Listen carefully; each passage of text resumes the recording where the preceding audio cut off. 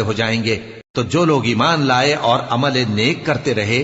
وہ بہشت کے باغ میں خوشحال ہوں گے، اور جنہوں نے کفر کیا اور ہماری آیتوں اور آخرت کی پیشی کو جھٹلایا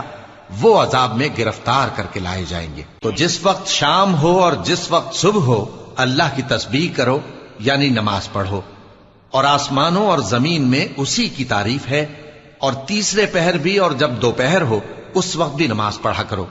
وہی زندہ کو مردے سے نکالتا ہے اور وہی مردے کو زندہ سے نکالتا ہے، اور وہی زمین کو اس کے مرنے کے بعد زندہ کرتا ہے، اور اسی طرح تم دوبارہ زمین میں سے نکالے جاؤ گے۔ اور اسی کی نشانیوں میں سے ہے کہ اس نے تمہیں مٹی سے پیدا کیا، پھر اب تم انسان ہو کر جا بجا پھیل رہے ہو، اور اسی کی نشانیوں میں سے ہے کہ اس نے تمہارے لیے تمہاری ہی جنس کی عورتیں پیدا کی تاکہ ان کی طرف مائل ہو کر آرام حاصل کرو، اور تم میں محبت اور مہربانی پیدا کر دی۔